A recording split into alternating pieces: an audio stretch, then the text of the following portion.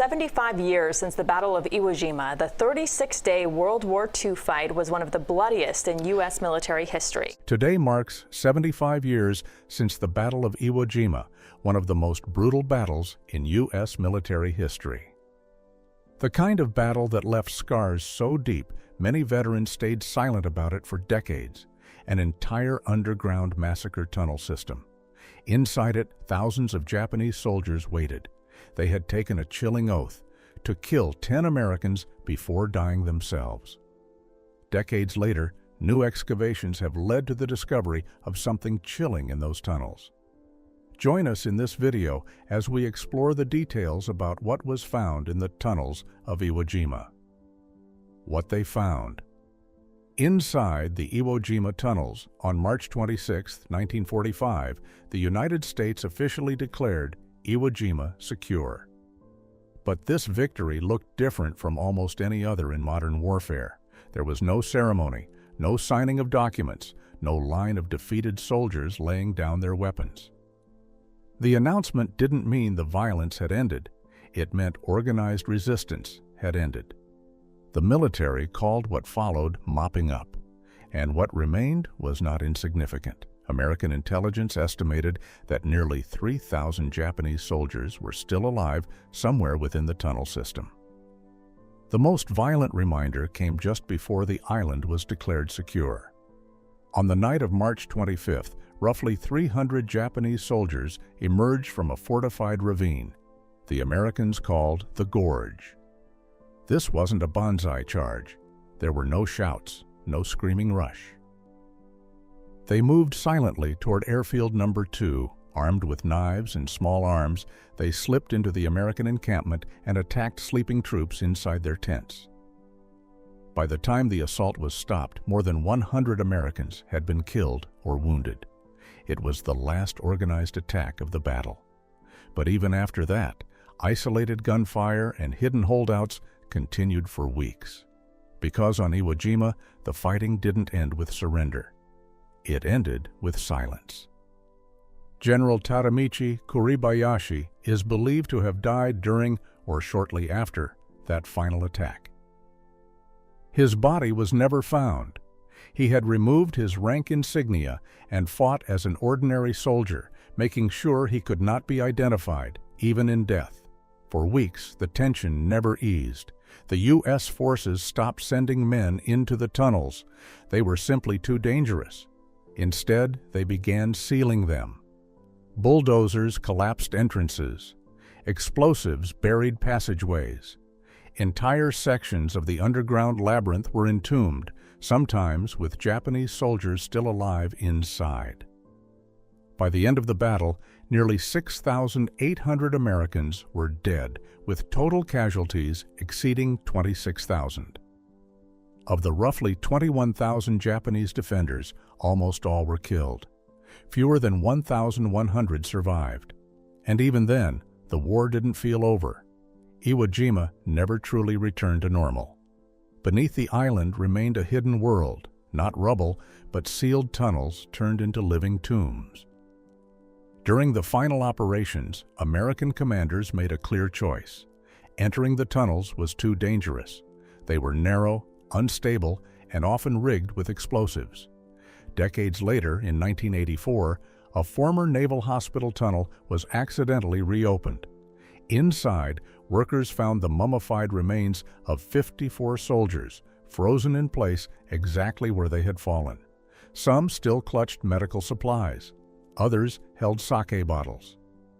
Even after the battle ended in 1945, the shadow of Iwo Jima lingered. The war had moved on, but beneath the volcanic rock, the battle had left a permanent mark. Even after the battle ended, the island wasn't truly quiet. Japanese holdouts continued to emerge from hidden tunnels, shocking American personnel who believed Iwo Jima had long been pacified. The final known surrender came nearly 4 years later on January 6, 1949. Two machine gunners, Yamakage Kufuku and Matsudo Linsoki, walked out of the caves, having survived underground this entire time. By day, they hid deep within the tunnels. By night, they emerged to scavenge food and water from American supply dumps. Remarkably, when they surrendered, they were clean and well-fed, proof that a silent underground war had persisted long after the guns went quiet. The weight of that hidden battle stayed with the survivors for decades. In 2010, researchers used wartime U.S. maps to locate mass graves near Mount Suribachi containing the remains of up to 2,200 soldiers. Visitors who enter the accessible tunnels today describe unbearable heat and an oppressive silence, a haunting reminder of the island's hidden history. What exactly happened at Iwo Jima? How much blood was spilled in that mountain village? Keep watching to find out. The Iwo Jima Standoff. By early 1945, the Pacific War had reached a tipping point. The United States had been advancing island by island across the ocean. By this time, the Battle of Guadalcanal was over, the Battle of Tarawa was over, and the battles of Saipan, Tinian, and Guam were now in American hands. From those captured islands, US B-29 Superfortress bombers were already flying mission straight toward Japan. But there was a problem. Every single bomber had to pass over one small volcanic island sitting halfway between the Mariana Islands and Japan. That island was Iwo Jima. And at the time, it wasn't just another dot on the map. It had been under Japanese control since the late 19th century. By the Second World War, it had been transformed into something far more dangerous than an outpost. It was a fortress. Iwo Jima wasn't just a strip of sand in the Pacific. It was an early warning system, a fighter base, a shield. Japanese radar stations on the island could detect incoming American B-29 bombers hours before they reached Japan. The alarm would sound, fighters would take off, and the bombers would be attacked mid-air long before they ever saw their target. Some American planes never came back. Others barely made it, torn apart by gunfire, leaking fuel, engines failing, crews praying they could stay in the sky just a little longer. For the United States, this wasn't sustainable. Iwo Jima had to be taken. For three critical reasons. First, to silence the radar that warned Japan of every bombing raid. Second, to stop Japanese fighters from intercepting American bombers. And third, to turn Iwo Jima's airfields into a lifeline, a base for P-51 Mustang escort fighters and an emergency landing strip for crippled B-29s. Without the island, every bombing mission over Japan would continue to cost American lives. With it, the air war could finally be controlled. By late 1944, there was no real alternative. The island sat directly in the middle of the war's path. It was the bottleneck. Either America captured it or kept paying for it in aircraft and blood. But here's the part that makes this story even darker. Japan understood all of this too. Months before the first American ship appeared on the horizon, a quiet decision had already been made. Not in Washington, not even in Tokyo, on the island itself. In June 1944, a Japanese general arrived on Iwo Jima. He studied the beaches carefully, then dismissed them. He knew the Americans were coming. He knew the island could not be saved in the traditional sense. So he chose a different objective. If he couldn't win, he would make the enemy bleed. Beneath the island's black volcanic rock, construction began. Not of bunkers you could see from the sea, not of defenses along the shoreline, but of something far more dangerous, a hidden world underground, a death trap. Who was this general, and how was his plan going to lead to the war's greatest story? Keep watching to find out. The general who brought down America. Tadamichi Kurabayashi was born in 1891 in Matsushiro, Nagano, into a once prominent samurai family whose history stretched back to the Sengoku period. For generations, the Kuribayashi family had served as landowning nobles under the powerful Sanada clan. During the Edo period, they were part of the Matsushiro domain elite. When Japan entered the Meiji era and the old feudal system dissolved, the family tried to reinvent itself through business, investing in silk and banking ventures. Both failed.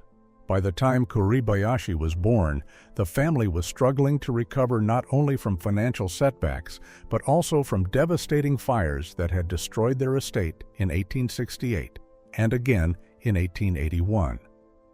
His father, Tsurujiro, worked in lumber and civil engineering. His mother, Moto, managed the family farm. They were rebuilding from the ground up, quietly, steadily. Young Kuribayashi stood out early.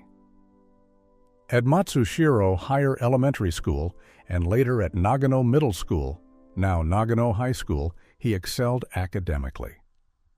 He had a particular talent for English, an unusual strength in Japan at the time. In fact, his first ambition wasn't to become a soldier at all. He wanted to be a foreign correspondent. Years later, while stationed on Iwo Jima, he told a reporter that he had once seriously considered journalism. A former classmate, Vice Admiral Shigeji Kaneko, remembered him vividly. He described Kuribayashi as intelligent, expressive, and bold. At one point, he even organized a student strike against school authorities, barely avoiding expulsion. He loved poetry.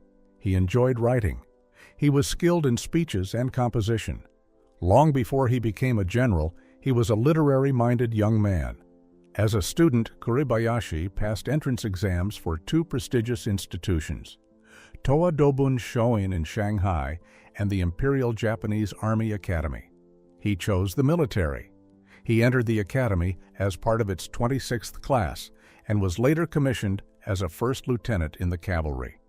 Determined to rise further, he attended the Army War College in Minato, Tokyo, where he trained in advanced command strategy. In 1923, he graduated second in his class. Disciplined, educated, strategic. But beneath the uniform was still the mind of a writer.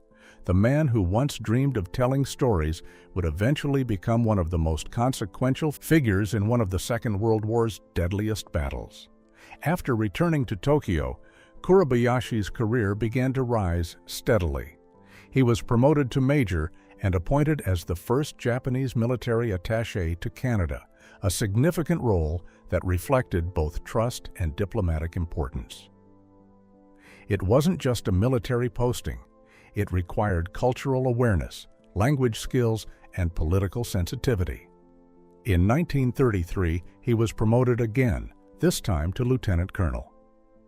Between 1933 and 1937, while serving on the Imperial Japanese Army General Staff in Tokyo, Kuribayashi revealed another side of himself. He wrote lyrics for several military songs. Even as an officer climbing the ranks, he never lost his connection to language and expression. In 1937, he was promoted to colonel.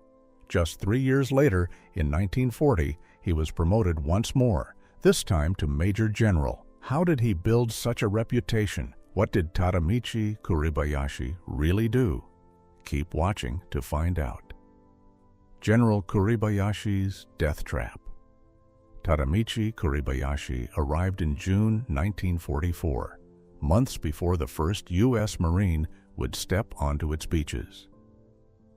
Kuribayashi had lived in the United States for a while and understood the American industry, manpower, and firepower.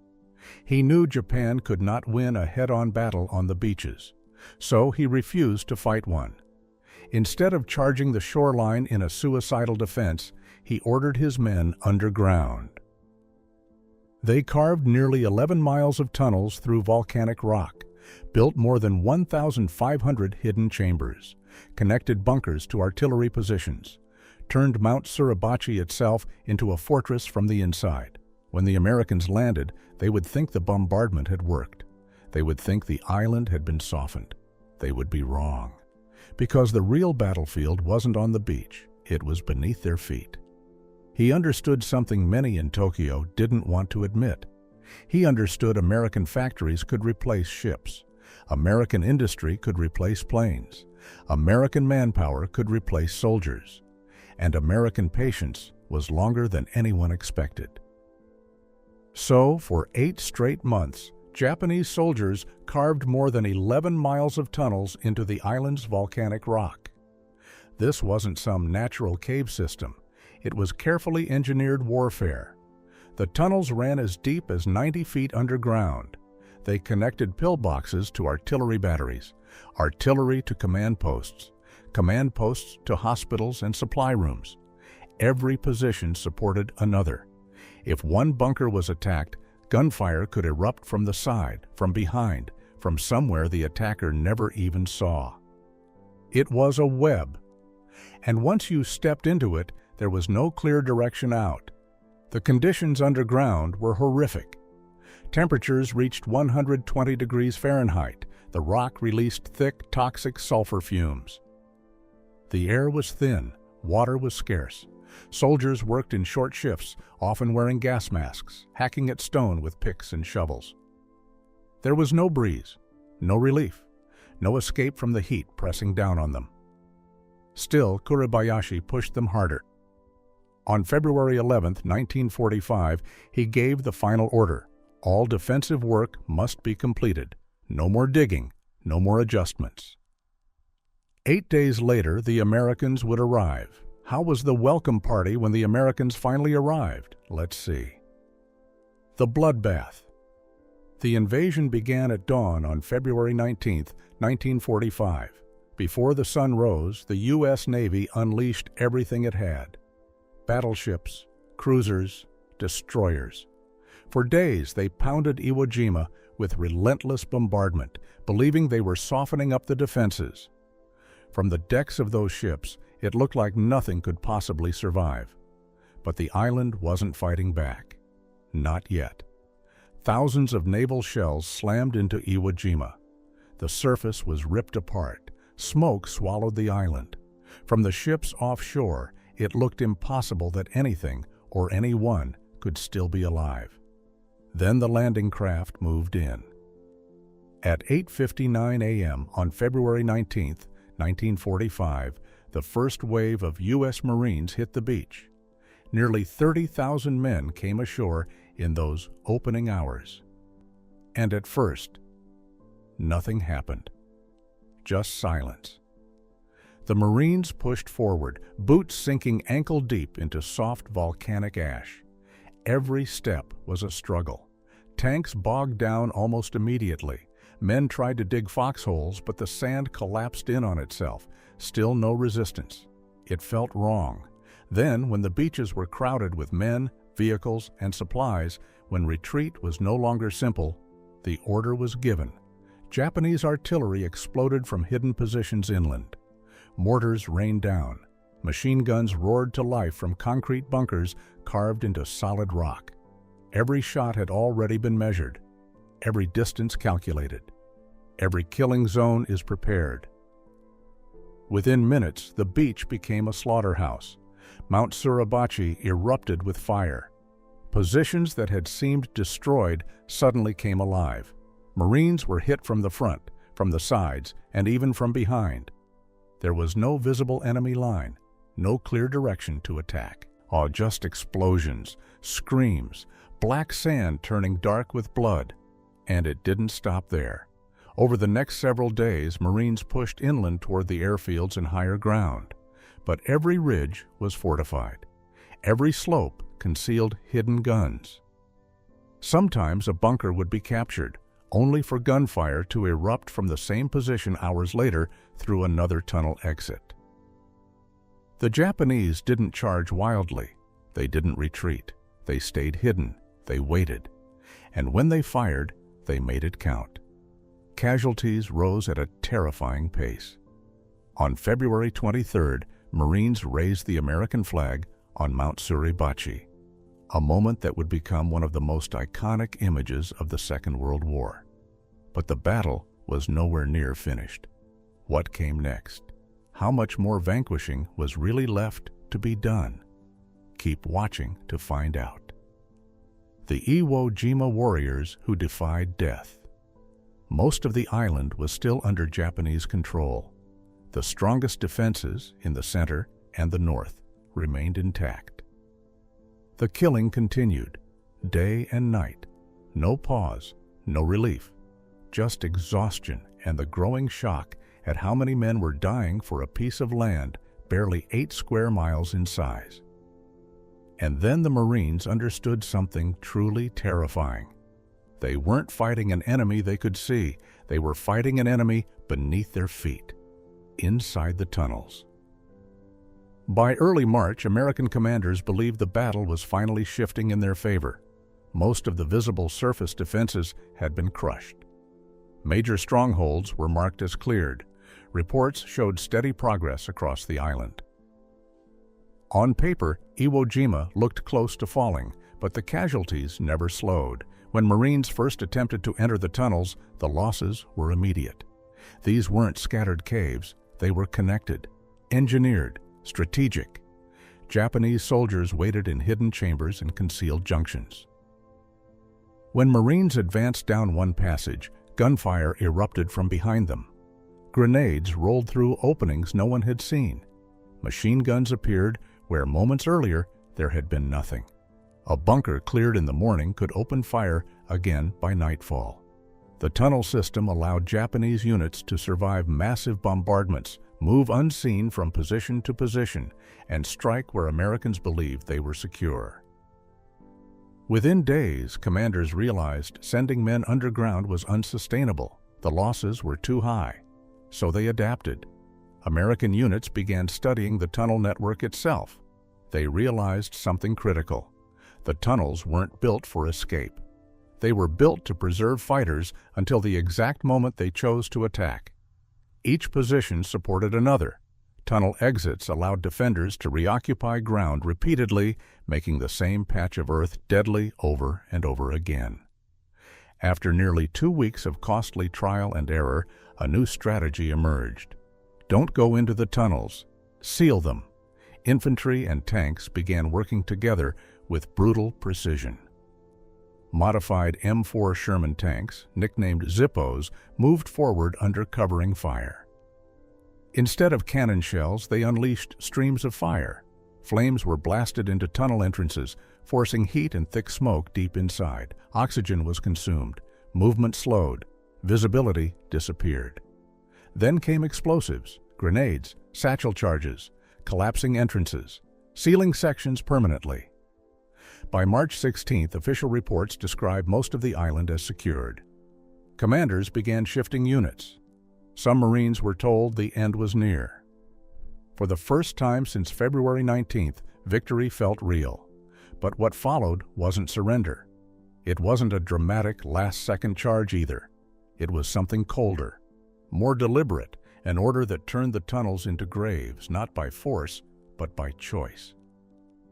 What do you think about what was found inside the Iwo Jima tunnels and the sacrificial resistance of Kuribayashi's army? Share your thoughts in the comments section below. Thank you for joining us through this story of bravery, duty, and blood. We hope you found this video both insightful and interesting. Don't forget to like and subscribe. Click the next video on your screen to explore more shockingly recent discoveries. See you there.